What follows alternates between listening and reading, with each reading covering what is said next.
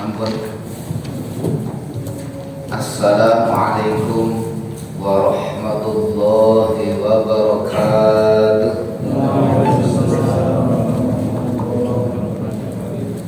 Alhamdulillah ala ni'amihi kafah. Wassalatu wassalamu ala rasulillah wa ala alihi wa sahbihi wa mawala. La hawla wa la quwwata illa billah amma ba'da. Hadratul mukarram para alim ulama asatidzah wa bil khusus Bapak Pamur Masjid Al Faruq Hatisoka hadirin wal hadirat sedaya waffaqana Allahu minal mujawwidin. Semoga Allah menolong kita dengan bisa memperbaiki bacaan Al-Quran yang kita baca. Karena kalau kita bisa membaca Al-Quran dengan benar, artinya kita sudah menjalankan perintah Allah, warattilil Qur'ana tartila. Maka dari itu alhamdulillah kita bersama-sama ikrar bil lisan baca hamdalah bi qaulina alhamdulillahi rabbil alamin. Yang kedua, salawat serta salam Allahumma sholli ala Muhammad wa ala ali Muhammad. Semoga tetap terlimpah curah kepada junjungan kita Nabiullah Muhammad sallallahu alaihi wasallam, yang mana Rasulullah memberikan kita Al-Quran yang dibaca langsung sekaligus dengan tajwidnya. Jadi tidak ada baca Al-Quran itu dulu jelek sampai ke kita jelek, tidak. Sampai ke kita sudah bagus. Dalam Nadul Jajariyah wa kadzalika ilaina wasala. Begitu juga sampai kepada kita Al-Quran dibaca sudah bagus. Maka kita sebagai umatnya harus belajar membaca dengan benar sesuai aturan qaidah tajwid. Maka dari itu alhamdulillah pada malam hari ini kita bisa melanjutkan kajian tajwid kita setelah sholat maghrib berjamaah. Kita lanjutkan kemarin sampai mat ta'zim. Mat ta'zim itu yang utama dicontohkan la nafi, yaitu kalimat la ilaha illallah. Ta'zim ini berlaku juga kepada jalalah nama Allah ketika kita takbiratul ihram misalnya. Kita niat sholat Allahu Akbar. Jangan kadang menyalahkan seseorang misalnya itu kan matobi'i Allah kok panjang. Ini mat ta'zim dia. Ta'zim itu boleh lebih panjang dari bacaan yang lain karena dia ta'zim mengagungkan Allah Subhanahu wa ta'ala. Jadi dalam kitab fikih itu dijelaskan.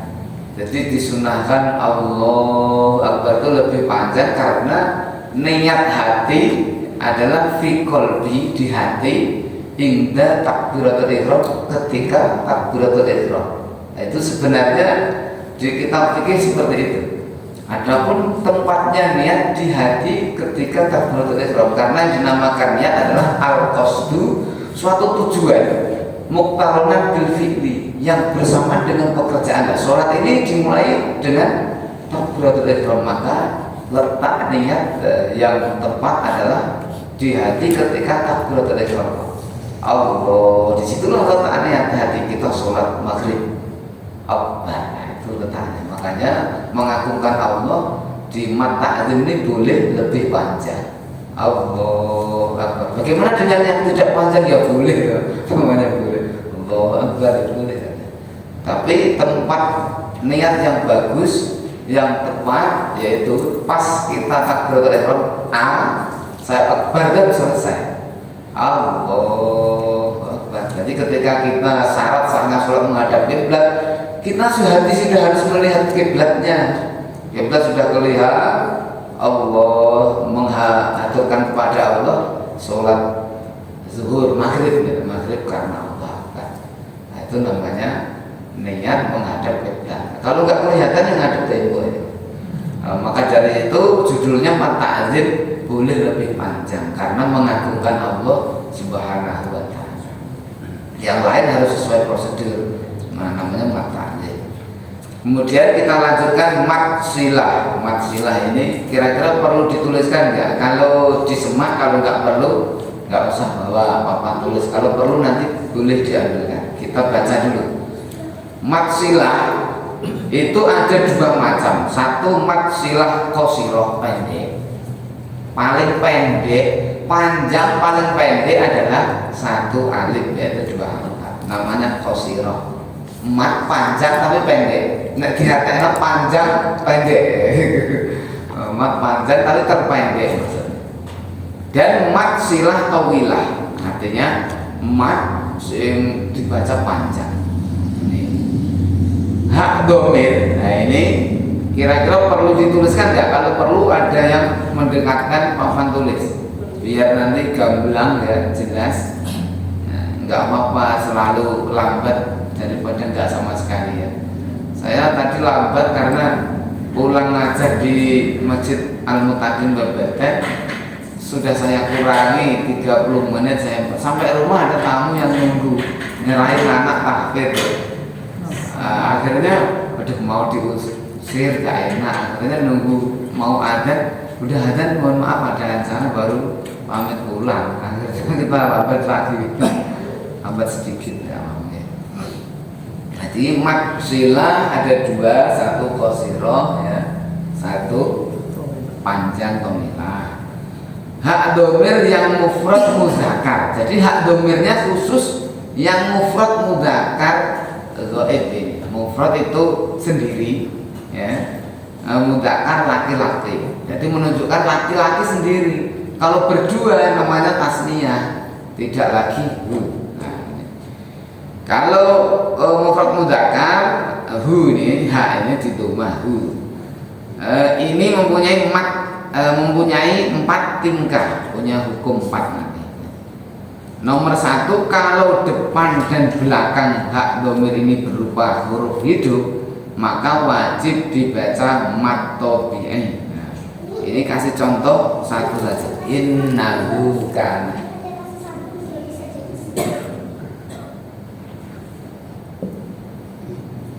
Ini berdengung guna ya,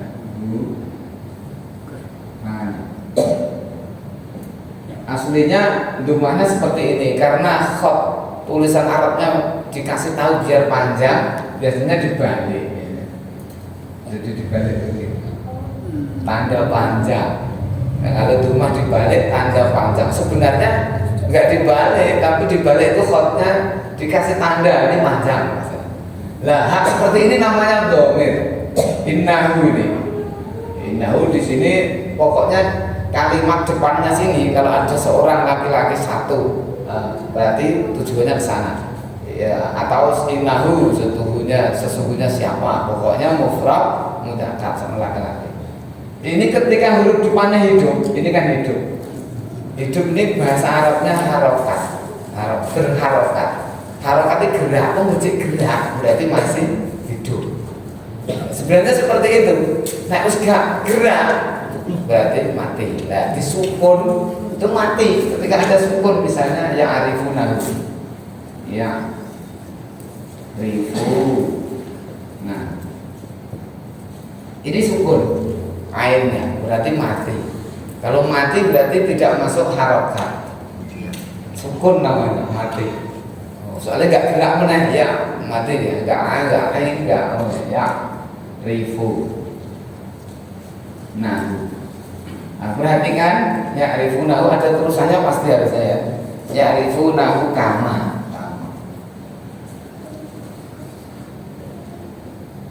Nah, ini tanda panjangnya ketika huruf sebelumnya nah ini hidup berharokat ya, intinya berharokat ya. Terus sesudahnya juga hidup berharokat lagi. Berarti ibunya ini harus panjang, tapi panjangnya qasiroh. Panjang tapi pendek. Ya. Jadi sak pendek panjang. Itu 2 harokat. Kenapa dikatakan 2 harokat? Harokat itu gerakan. Nah, harokat ini gerakan. Nah, gerakan. Kalau ditambah 2 harokat tambah lagi. Nah, jadi panjang. Kalau mau dibuat mat diberdirikan, jadi seperti ini. harusnya begini. Nah, jadi gini. Jadi panjang, namanya satu alif. Nanti kalau 3 alif panjangnya panjang sekali. Jadi gini kalau 3 alif. Nah, artinya 6 harokat. Tokoh panjang. Nah, gitu. Jadi kukira jelas ketika huruf depannya hidup, huruf belakangnya hidup, berarti hunya panjang. Panjangannya mat tabi'i, hanya pendek. Oh, ada yang malah Pak Ustaz panjang pendek ya enggak mudeng. Udah dijelasin, udah kita jelaskan. Sekarang ya'rifunahu kama, ini panjangnya sama dengan tabi'i. Ini hu dhamir. Nah, depannya hidup, belakangnya hidup, berarti mat tabi'i. Sementara ini harus paham, mau masa dosen-dosen tidak paham. Paham ya.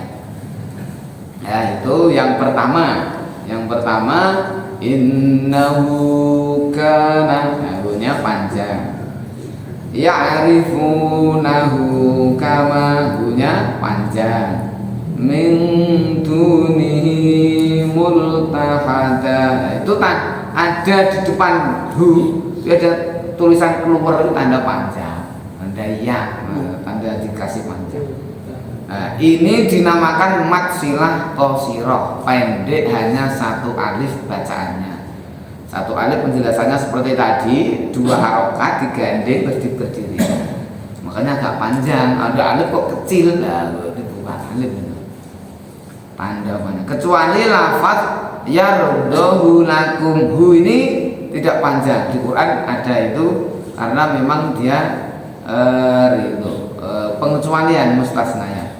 Ini hanya dibaca pendek. Kemudian jika setelah hak domir, ini hak domir berupa hamzah, hamzah kotok itu pasti enggak wasol, seperti indahu illa bi'idnih min dunihi ilahan. Ini nanti tak tuliskan. Ini dinamakan mat silah tawilah, artinya panjang. Hukumnya sama dengan mat jaiz munfasil. Mat silah ini kalau dibaca wasol, itu kalau dibaca wasol, jadi silah tawilah jadi panjang. Kalau waqaf dibaca mati, seperti ya'rifunah min ilmih. Nah, kita tuliskan indahu ilah. Ini nanti banyak kejadian salah kaprah, salah tenang. Indahu illa bi'idnih. Ini tak kasih tahu nanti semak bareng-bareng, pasti jadi kan sering dengar salah nanti. Ini karena awal dibahas huruf sebelumnya hidup, sesudahnya hidup, makanya panjang. Tapi ada pengecualian ketika yang depannya berupa hamzah. Nah, ini kan hamzah. Makanya panjangnya jadi tawilah, panjang. Nah, seperti cek muwasil boleh 5 harokat. Jadi alifnya nanti jadi sambung-sambung begini kan, harokat sambung berapa, 5 ya. Nah, panjangnya begini ya. Panjang. Nah, ini berlaku di ayat kursi. Ini sering pada salah. Nah, saya perjalanan saya di Jogja sini belum ada dengar yang bacaan silah tawilah ini. Saya contohkan ya. Allahu la ilaha illa huwal hayyul qayyum la ta'khudhuhu sinatun wa la nawm lahu ma fis samawati wa ma fil ardh man dzalladzi yashfa'u indahu. Ini harusnya silah tawilah, rata-rata pada indahu illa. Oh, panjang nih. Ini perhatikan ya.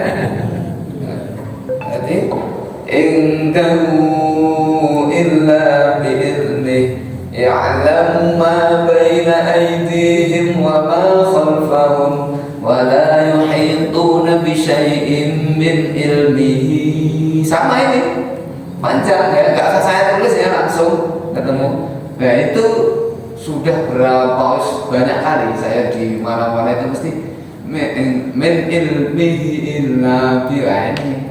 Salah, makanya kita hikmahnya belajar tajwid, ngaji bareng, Ada yang mengingatkan, saling mengingatkan. Coba kalau saya mengingatkan jenengan pas jadi orang di depan, kalau bisa marah itu. Untung yang jadi depan saya, ya kan. Jadi bisa nggak marah karena apa? Hatinya legowo. Kita ini ngaji bareng, tidak ada senior. Apalagi segi pahala sama. Saya ngomong kalau saya ngomong kayak pada. Sehingga Allah Subhanahu wa taala berfirman, "Kunu rabbaniyin." Kita diperintah Allah untuk mengabdi kepada Allah dengan cara apa? Bima kuntum tu'allimuna al-kitab, dengan cara belajar dan mengajarkan Al-Qur'an. Nah, itu sama nih, sama ibadahnya kita. Cuma nek ngaji kafir ada sing ngaji ya. Sapa sing dirungokke kan? Maju ngomong dhewe ada sing rungokke iki ngopo. Wa bima kuntum tadrusun. Artinya kalau sendiri kita tadarus. Ibadah juga sendiri kan rumono ngarepe. Ini kesalahan yang terjadi dan umumnya seperti itu. Jadi indahu illa bi'idnih. Coba dengan besok aja ada tahlilan. Nanti ada tahlilan juga. Saya dengarkan ayat kursi pasti indahu illa, mana malah pendek. Minimal kan ya panjang. Indahu illa, yang bagus ya 5 harokat. Indahu illa bi'idnih. Sama yang terakhir min ilmihi illa bima syaa, min ilmihi illa. Nah ini kacau lah. Orang sudah disafaati ngapa? Nah harus nyafaati loh. Masa aku dibaca Rasulullah panjang, dibaca orang hati suka pendek, nggak mau aku. Nah, gitu. Rugi kan? Ini sebenarnya kita dalam rangka menjalankan perintah Allah untuk membaca dengan tartil. Tartil itu gak asal alon, harus sesuai prosedur tajwid, jelas, benar, pelan itu artinya tartil. Gak cukup harus wa ma'rifatul hukum, harus tahu cara wakaf. Contohnya tadi ya'rifunahu yang di atas. Ini kalau berhenti maka dibaca cuma ya'rifunah. Itu gak ada hulu lagi yang berhenti gitu. Dan kita lanjutkan dulu. Pokoknya salah yang sering saya dengarkan di ayat kursi itu tadi. Nah, untuk pas ingat. Nanti Pak Ustadz Guntur kalau suruh ngimami harus ingat itu. Indahu panjang illa biduni. Ini resikonya ada, nanti dijelaskan. Sampai salah jadi imam diikuti anak buah terus ya wes. Mundur salah sampai. Kalau situ amal jariah malah jari keprok jariah nih. Lah salah ya karena situ. Kita lanjutkan. Manafqahu katsira. Ini ada contoh ya. Kalau bukan hak domir tidak boleh dibaca panjang. Seperti manafqahu katsira. Ini bukan hak domir. Fawakihu wahum, ini bukan hak domir, ini tidak panjang karena fawakih itu artinya buah-buahan. La illam yang tahila nasfa'an bin nasiyah. Ini hinya tidak panjang karena hinya ini bukan hak domir, tapi hak balungan kalimat memang dalam satu kata. Nah, seperti itu. Yang nomor 1 sudah, sekarang nomor 2. Kalau depan dan belakang hak domir ini berupa huruf mati, misalnya atahullahu la ya'tihil batilu. Ini saya kira nggak perlu dituliskan, hanya cukup menyimak ya. Atahu. Nah, ini bunya depannya kan ata panjang, ada tanda berdiri ya. Itu tanda mat, alif berdiri. Berarti mati depannya. Terus huruf depannya lagi hu ada al, alif mati. Itu tandanya hunya dibaca pendek, langsung masuk ke huruf depannya. Atahullahu. La ya'ti. Ya, yaknya sukun mati. Nah, mati juga harokat dan orang ubah gitu. La ya'tihil batil. Nah, seperti itu. Kukira nomor 2 jelas. Bila nanti ada yang kurang jelas, ada pertanyaan boleh ditanyakan. Nomor 3, kalau depannya hak dhamir hidup, sedang belakangnya mati, misalnya min dunihi syafa'ata hi, memang hidup huruf ni-nya ini, tapi huruf depannya mati, tetap pendek. Min dunihi syafa'ata. Jangan belum paham nanti ngarang-ngarang ini hi hak dhamir lo harus panjang kan, repot lagi. Min dunihi boleh. Min dunihi syafa'ata. Terus lahul hamdu, depannya mati al, berarti pendek, langsung masuk huruf depannya. Lahul hamdu, nggak boleh nggak boleh itu ya. Idhar safawi. Kukira ini sudah paham. Kita lanjutkan nomor 4. Saya boleh tanya dulu. Iya. Lanjut tanya. Ini kalau kalau mungkin sebutannya kok Ustaz saya dulu mengatakannya lam jalalah. Iya ya. Silahkan dipakai mic-nya biar jelas. Ini kalau yang di misalnya kata Allah itu Allahnya kok nggak di berdiri ya? Iya. Atahullah ya. Jadi ini di Bismillah itu juga tidak diberdirikan. Sebenarnya tulisannya tidak ada berdiri memang. Yang menulis tanda berdiri itu mempermudah biar orang baca. Jadi ketika mau nge-khot menulis, itu dikasih tanda sekalian. Kasih tanda karena dia paham tajwid, biar yang baca gampang, enak, nyaman, menjadi amal dia, amal yang nulis tadi, mau tukang khotnya, tukang tulisnya, katib ya, sebelum khot, dikasih tanda kan, oh ini berarti panjang, kasih tanda berdiri. Nah, itu hanya amalnya tukang khot. Nah, sebenarnya memang nggak ada itu. Kan undang-undangnya lafaz jalalah ini panjang. Tapi beli pemahamannya semua lam jalalah panjang ya. Iya panjang, Allah, kecuali pas kayak sholat mata'zim namanya, itu fikih boleh memperbolehkan lebih panjang. Jadi pas satu alif, karena mengagungkan Allah, terus niatnya ada di situ, boleh namanya mata'zim, bukan matofi. Seperti lah, boleh dipanjangkan lebih dari 6 harokat boleh ta'zim. La ilaha illallah, boleh misalnya, tapi bacaannya 6 juga udah panjang.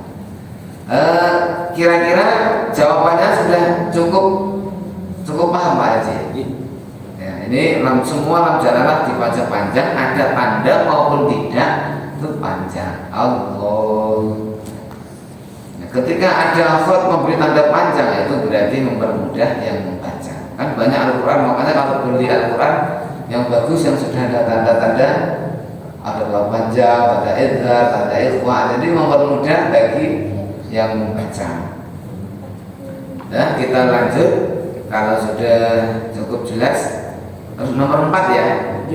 Nomor 4, kalau depannya hak dhamir mati, sedang belakangnya hidup, seperti khudu wakunya mat, otomatis sukun mati, depannya hidup, fa'tiluhu ila fihi sawaun.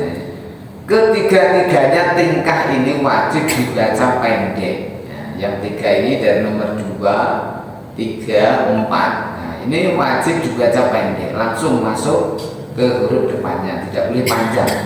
Selain firman Allah Ta'ala, ada yang dibaca panjang. Nah, ini 1, fihi muhana. Ini ada tandanya, nanti di Al-Quran ada tandanya panjang. Ini harus dibaca mat tobi'i 1 alif menurut Imam Hafiz ada. Nah, di sini memang ada pengecualian, ada alasan tertentu, dan ini biasanya tauqifi, artinya dulu dapat dari Rasulullah seperti itu. Nah, jadi ya dilestarikan, disampaikan kepada para murid-muridnya seperti itu. kita lanjutkan dulu. Nanti misalnya ada pertanyaan boleh langsung dipotong di pembicaraan, boleh dengan tunjuk jari, boleh, monggo. Kita lanjutkan dulu baca hukum bacaan mat. Hukum bacaan mat mengurangi panjangnya mat tabi'i dari kadar 1 alif. Hukumnya adalah haram syar'an secara syariat aturan Nabi. Artinya nek haram niku disiksa. Wis terserah kalau muga-muga awake dhewe tetap belajar dapat ampunan Allah. Kalau niat belajar tetap dapat ampunan karena apa? Di situ masuk hadis wayat tak tahu terbata-bata.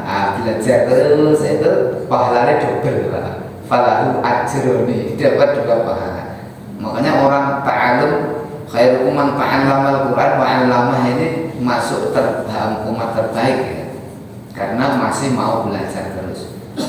Mengurangi panjangnya mat far'i dan ketentuannya masing-masing adalah menjadi bacaan yang lahan, keliru dan salah yang buruk. Kita tahu ya, panjangnya 2 alif, 2 alif setengah, 3 alif, kita kurangi sesuai ketentuannya. Ini kok salah?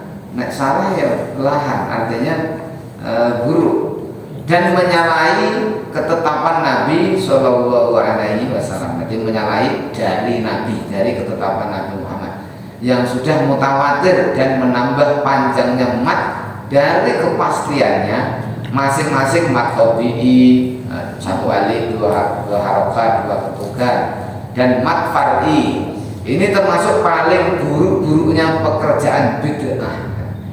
Jadi kita kalau bahas sunnah terbaik adalah baca Quran. Jadi kenapa sunnah terbaik baca Quran? Dulu Rasulullah mendengarkan dari Jibril. Jibril menyampaikan ke sahabat, sahabat menyampaikan ke kita. Kita melakukan berguru baca Quran seperti yang dilaksanakan Rasulullah, mendengarkan bacaan guru kemudian mengikuti. Ini persis yang dilakukan Rasulullah pada baca Al-Quran, wahyu datang dari Jibril kepada Rasulullah. Kemudian setelah Rasul mendengarkan Jibril, itu dalam ayatnya wa idza quri'al Qur'an fastami'u lahu wa ansitu. Wa idza quri'al Qur'an fastami'u lahu wa ansitu. Ini kalau kita syairkan nanti kalau pas ada wisuda di rumah tahfidz mau saya ajari anak-anak. Jadi di situ ketika Quran dibaca sebaiknya didengarkan. Nah, Rasul dulu mendengarkan dari Jibril membaca, setelah didengarkan Rasul membacanya, sehingga dalam Al-Bayyinah ayat 2 Rasulun minallahi yatslu suhufan mutahharah. Ini sunnah kita. Jadi kita jangan sampai membahas sunnah yang kecil-kecil menjadi konflik perselisihan. Satu jenggot, kok usah nggak punya jenggot, nggak usah dipermasalahkan. Ada sunnah yang lebih besar ya, yaitu baca Quran ya. Ada ketika kita mengikuti bacaan Quran berarti sunnah Rasul membaca, kita ikuti. Rasul bacanya tartil, harus belajar kita tartil benar. Seperti itu, ini sunnah yang paling utama. Afdhalul ibadati ummati yaqra'ul Quran. Sehingga kita harus memang niat ya ittiba Rasul begitu. Jangan yang kecil-kecil nanti jadi masalah, jangan. Karena sering kunut jadi masalah, terawih jadi masalah. Ya, itu sunnah ya, ini yang wajib ya, suruh belajar Quran dulu ya. Paling penting. Jadi yang lain kecil-kecil jangan buat masalah. Ini dulu. Ini kata guru-guru kita, bid'ah terjelek adalah membaca Al-Quran tidak dengan tajwid, bahkan tajwidnya dikurang-kurangi ketentuannya, panjang kurangi. Nah, tadi coba contoh yang tadi indahu illa bi'idni, harusnya panjang ya. Rata-rata pada baca indahu illa bi'idni. Nah, ini namanya kan bid'ah. Nah, tapi kita nggak boleh ya langsung menyudutkan orang. Bagaimana kita harus mendekati mereka sehingga kita kenal mereka, terus suatu saat sudah kenal kita, baru kita kasih tahu. Kalau langsung kita salahkan ya nggak jadi dia. Kita kasih tahu udah ngamuk duluan ya. Makanya saya selalu sabar menjadi anak buah yang setia, makmum yang baik, berusaha menjadi makmum yang baik.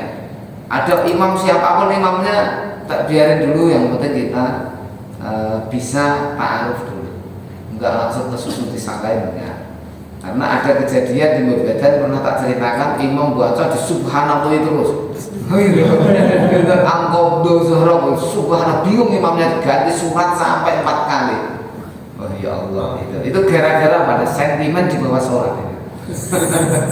Jadi ada sentimen gak cocok dengan pendapat di bawah sholat. Salah bergas. Ya, saya pertama kali datang ke Jabatan ada kejadian seperti itu. Saya mikir biarin aja, namanya orang gak kenal ya. Harusnya ya kita sendiri yang memperbaiki dulu sebagai makmum, biarlah. Namanya yang imamnya sudah tua, giginya udah pada hilang. Udah salah itu. Seperti itu kita namanya harus fatona, harus bisa lah ngambil bagaimana cara berdakwah biar menghindari konflik seperti itu. Nah ini kita baca sendiri, saya hanya membaca ya, tidak ada yang disalahkan, adanya kita mau membenarkan sesuai yang disampaikan Rasulullah sampai kepada sahabat, para guru-guru, sampai kepada kita. Ini sudah sanad ke-36 saya dari Rasulullah. Kita jelaskan ya, kitab ini kebetulan dirangkum oleh Bastul Bir, murid dari Munawir Kerapnya, urutan ketiga. Jadi jangan mempermasalahkan misalnya ini lirboyo ini, jangan, karena apa? Ini kebetulan kita pakai kitab ini. Kalau nggak pakai kitab ini pun bisa, tapi siapa yang sanggup menulis? Kalau ada yang sanggup menulis, tak jelasin, tulis lah. Nanti ada yang rangkum tajwid boleh, tulis Al-Faro kalau gimana. Tapi kan harus karya sendiri, Pak. Gitu. Kalau kita mau karya sendiri, ya harus nulis, harus ada izin dan lain sebagainya. Nah, kita ini ngambil kitab ini kebetulan dulu di pesantren saya ngajinya kitab-kitab yang gundulan itu ya. Terus setelah datang kitab ini dicocokin, bagus, sudah tinggal baca. Jadi bagi orang yang tidak belajar ilmu nahwu, sorof, ya, sampai Alfiyah Ibnu Malik, sampai Mantek Balaghah, bisa ngaji kitab ini. Hanya perlu ada guru yang mencontohkan. Kalau ngarang nanti bisa repot. Nah di sini H ditulis H, semua alhamdulillah ya. Kita lanjutkan. Apalagi kalau sampai diikuti dan dijadikan pedoman oleh orang-orang jahil. Ini mau tak baca bodoh kayak kasar men. Bodoh ini bahasa Arabnya jahil. Dan jahile kenemenan jahil murakkab. Tubuh double kayak. Misalnya membaca walau dolin. Ini berlaku oleh para imam sembahyang, sholat. Membacanya kurang panjang. Padahal ini merupakan bacaan mat yang terpanjang, yaitu mat lazim kilmi musabbah, 3 alif atau 6 harakat. Dan sudah menjadi ijma'nya semua ulama qurra. Terus dari ijma' panjangnya 3 alif, ada yang baca kurang atau enggak stabil. Pertama waladhdallin, ya enggak stabil, pertama cuma sedikit. Nah, harusnya sama panjangnya. Ya, kita sampaikan selanjutnya. Atau kurang panjang tadi, padahal ini merupakan bacaan mat. Nah, sampai di sini cukuplah kiranya, tidak usah menuturkan nama-nama mat lain yang banyak yang kembalinya kepada yang sudah tersebut. Mari kita lanjutkan tentang cara-caranya membaca Al-Quran yang di dalamnya masih banyak tentang bacaan panjang pendek yang perlu diketahui. Maka hendaklah difahami dan diaktifkan bacaannya menurut ketentuannya masing-masing. Amat beruntunglah lisan yang bisa terlatih untuk memperbaiki bacaan Al-Quranul Karim. Tentunya untuk mendapat kebiasaan yang bagus, disiplin panjang pendeknya harus terlatih, harus biasa. Kalau kita masih membaca masih ngarang, kira-kira ini bacaan apa ya, pasti terbata-bata. Tapi nggak apa-apa, memang harus melewati terbata-bata dulu. Kalau langsung panjang mana ada, nggak bisa. Apalagi anak-anak pasti apa itu nafasnya masih kurang-kurang gitu, putus-putus, namanya belajar nggak apa-apa. Udah, kita lanjutkan. Ada pertanyaan dulu nggak? Kalau ada silahkan ya.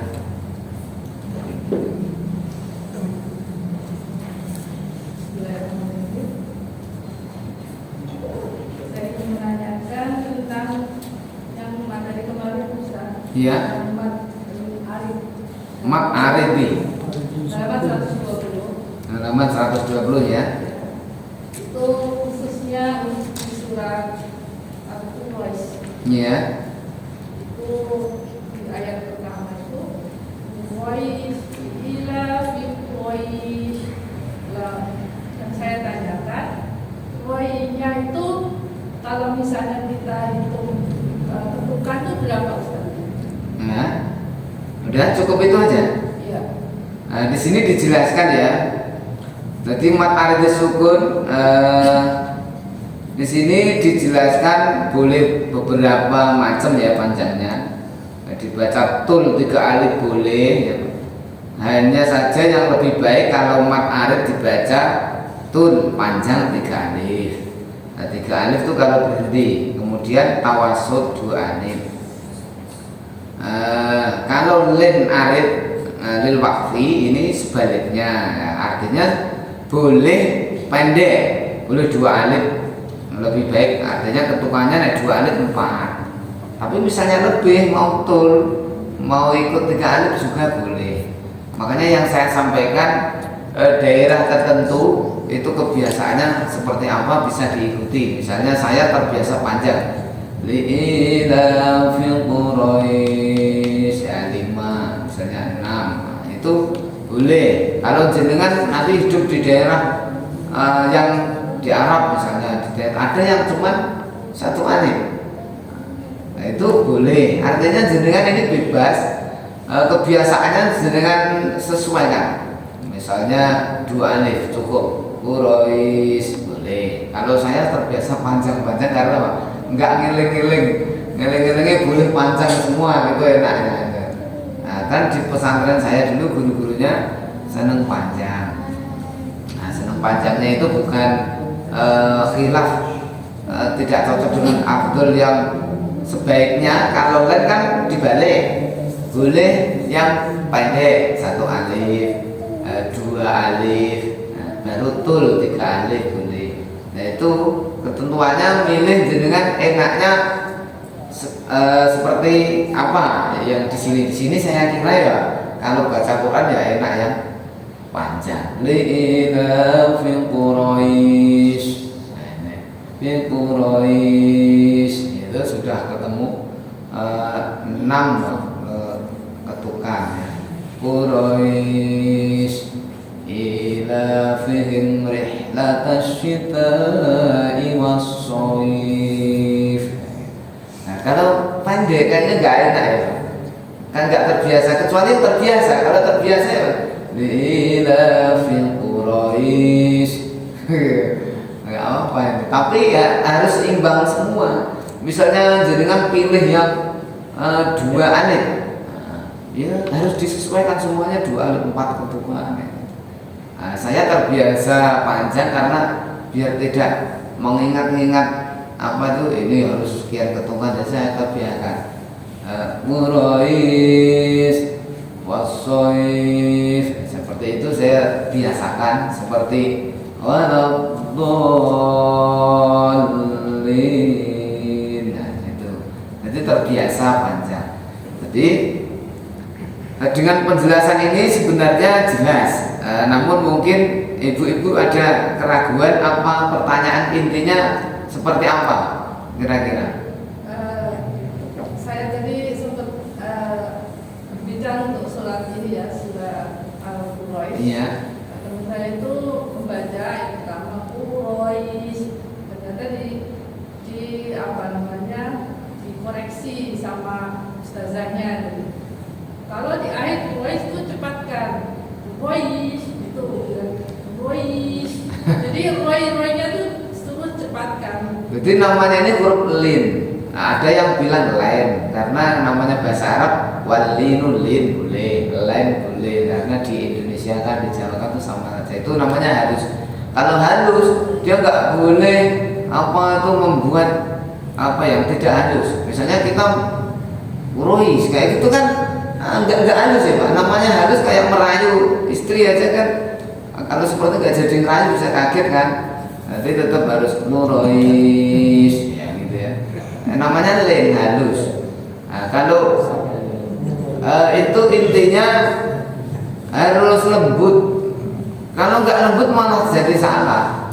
Lembut itu ukurannya tapi ada tadi. Misalnya berhenti boleh koser satu alif, dua alif, tiga alif. Tul namanya tiga alif panjang. Urois. Kecuali dia rohnya dipanjangin dikit nggak boleh. Urois nggak boleh. Urois. Jadi dia tuh tetap O-nya satu terus di urois gitu. Jadi rohnya itu tetap satu kesukaan Bapak. Oh iya, tetap satu nggak boleh. Kalau lebih jadi mat dong. Misalnya puro sampai ada dua bunyi dua O aja, berarti malah jadi mat kan? Puro hurufnya dua aja itu sudah menunjukkan mat, berarti dua gerakan. Contohnya misalnya fi, nah, harusnya fi satu huruf i, terus mat ada iya sukun fi, nah, i-nya aja dua. Nah, kalau sampai kuronya tidak lembut, kurois, sampai ada satu huruf lebih sedikit aja, berarti ya bukan satu harokat, berarti malah nyalahi aturan. Satu setengah misalnya kan sudah pernah dijelaskan di sini, bab sepertiga ya, satu harokat enggak, satu alif enggak. Nanti dia satu harokat lebih sepertiga, lebih setengah itu ngerepoti salahnya. Urois. Makanya pedoman tajwid dijelaskan di sini bagaimana hal didengarkan itu bagus, tidak apa itu melebihi, meragukan. Contohnya meragukan tadi misalnya fi jidha hablum min masad, harusnya masad, jadi ragu ya. Nah, harusnya satu huruf intinya. Paham belum Bu? Ya, tadi juga sempat ada ini berbeda. Argumen. Ya. Roknya itu harus sempurna satu harokat, sedangkan roknya itu kan diikuti ya sukun. Apakah roh dan ya sukun itu jadi satu harokat atau roknya sempurna satu harokat itu? Yang satu harokat itu namanya nggak ada gerakan panjang pendek, udah ngalir gitu. Urois. Nah, yang dinamakan lain tadi itu yang iya itu. Iya, karena setelah fathah. Kalau dia tidak fathah artinya kan mat, panjangnya jelas. Misalnya ri ya jelas, ru jelas. Nah, karena fathah rois kalem. Dia tidak dikatakan mat, tapi punya alunan halus, lentur, tapi namanya bukan mat. Sehingga ukuran panjangnya itu halus, itu tadi tidak sepanjang mat, tapi halus. Seperti orang bicara dengan misalnya halus ya, nggak mungkin langsung apa kalau misalnya yang ya, sangat singkatan anyar kan, yang ini kan panggilan, ya ini beda ya. Ini namanya halus kan gitu loh, ya. Nah, itu luas. Nah, beda dengan ya, beda. Nah, seperti itu tanda halus itu nggak boleh nyalain aturan fathahnya, tetap urois. Kenapa isinya jadi panjang? Ini ada tiga hukum tadi, boleh tul panjang, boleh tawasud pertengahan, dua alif boleh koser. Nah, koser tentunya tidak nyaman bagi kita yang terbiasa panjang. Cukup jelas Bu? Kalau cukup jelas karena sudah masuk waktu isya, alhamdulillah kita bersama-sama mengucap hamdalah, alhamdulillahirabbil alamin. Terima kasih atas perhatian, mohon maaf atas kehilafan. Kita akhiri akhirul kalam. Wassalamualaikum warahmatullahi wabarakatuh.